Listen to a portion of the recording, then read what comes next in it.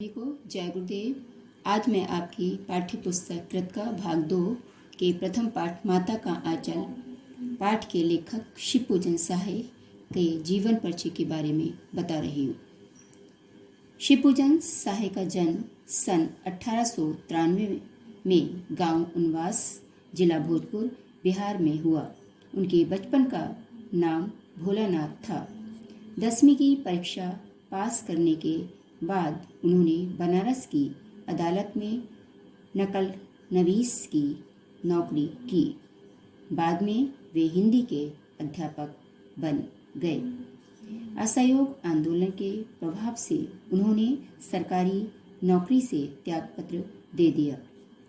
शिवपूजन सहाय अपने समय के लेखकों में बहुत लोकप्रिय और सम्मानित व्यक्ति थे।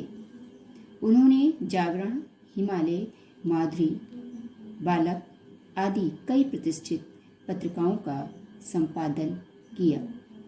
इसके साथ ही वे हिंदी की प्रतिष्ठित पत्रिका मतवाला के संपादक मंडल में थे।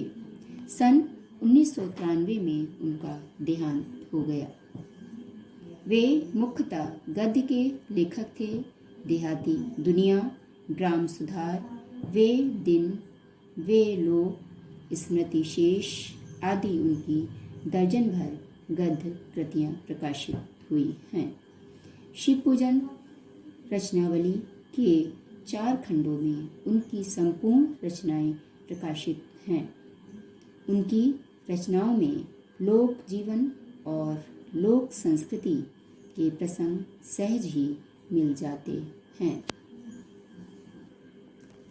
अब मैं आपको माता का अंचल पाठ का सार बता रही हूँ। बच्चे का माँ से ममता का रिश्ता होता है। पिता के साथ स्नेह पर आधारित रिश्ता होता है। दोनों प्रेम के रूप हैं, पर ममता में कठोरता का कोई स्थान नहीं होता। पिता के स्नेह में किंचित कठोरता शामिल हो सकती है। इसलिए बच्चा अपने पिता का स्नेह अर्थात प्रेम प्राप्त करके आनंदित या खुश हो सकता है, पर उसमें माँ के प्रेम के बराबर सुख नहीं मिलता।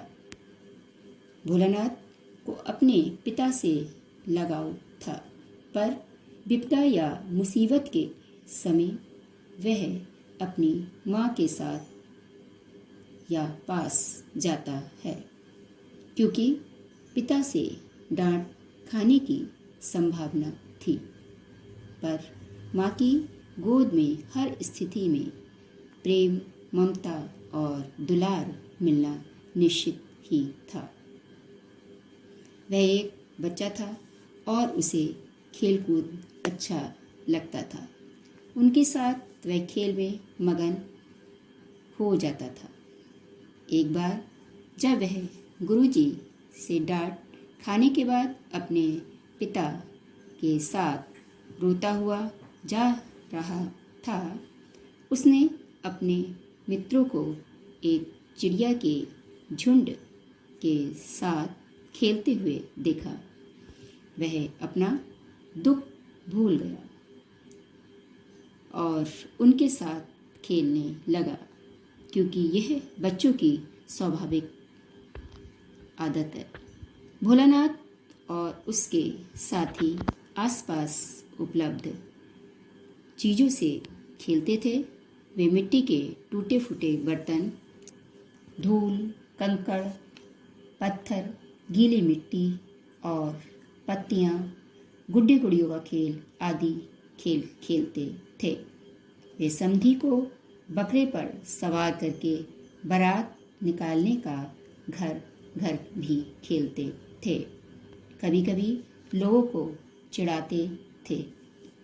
एक दिन जब पिताजी रामायण पढ़ रहे थे, भोलानाथ अपने को आईने में देखकर खुश हो रहा था, लेकिन जब पिताजी ने उसकी ओर देखा तो वह शर्मा कर आईना रख दिया।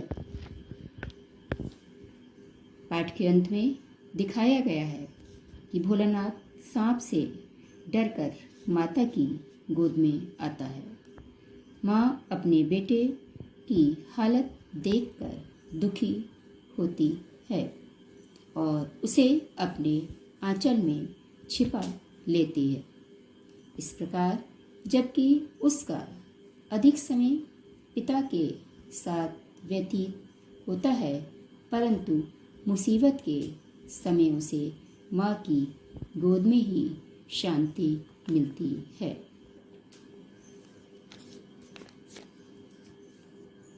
पाठ के प्रश्नोत्तर इस प्रकार हैं।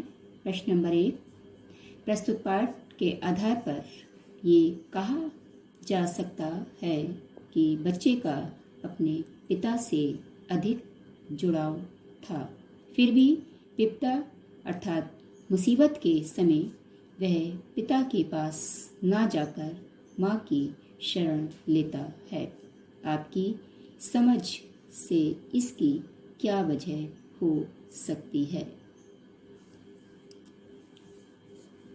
उत्तर ये सही है कि इस कहानी में बच्चों का अपने पिता के साथ अधिक जुड़ाव दिखाया गया है, लेकिन बच्चे अपने पिता और माता को अलग अलग नज़रिए से देखते हैं। जब उन्हें अत्यधिक असुरक्षा की भावना घेर लेती है या महसूस होती है, तो वे अपनी माँ से सहारे और सांत्वना की उम्मीद करते हैं। पिता से बच्चे बाहरी दुनिया के बारे में सीखने को अधिक उत्सुक रहते हैं। माँ ममता और स्नेह की मूर्ति मानी जाती है।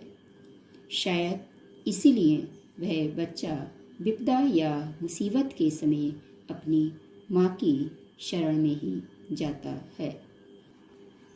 प्रश्न नंबर 2, आपके विचार से भोलानाथ अपने साथियों को देखकर सिसकना क्यों भूल जाता है? अर्थात इस प्रश्न का तात्पर्य है कि भोलानाथ अपने साथियों को देखकर अपना दुख वगैरह सब भूल जाता है और बच्चों के साथ मगन हो जाता है।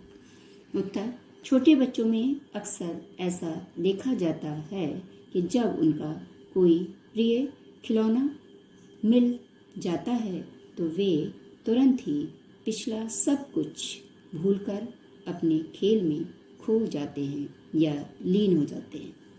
अपने साथियों को देखकर भोलानाथ को जी भरकर खेलने का मौका मिल जाता था, इसलिए उन्हें देखकर भोलानाथ सिसकना भी भूल जाता था।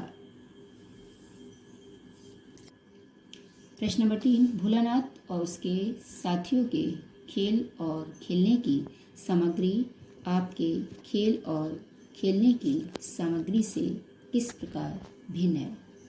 अर्थात इस प्रश्न में बताया गया है कि भोलानाथ और उसके मित्रों के खेल और खेलने के सामान किस प्रकार शहर के बच्चों से अलग हैं।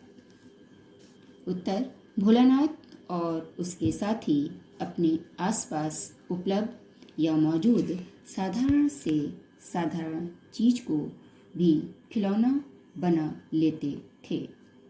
मैं या तो अपने स्मार्टफोन पर कोई गेम खेलता हूँ या फिर अपने स्कूल में क्रिकेट और फुटबॉल खेलता हूँ।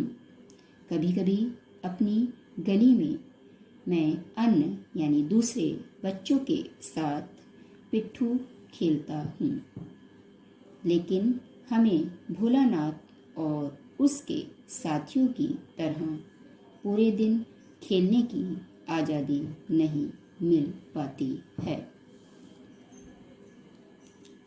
जय गुरुदेव।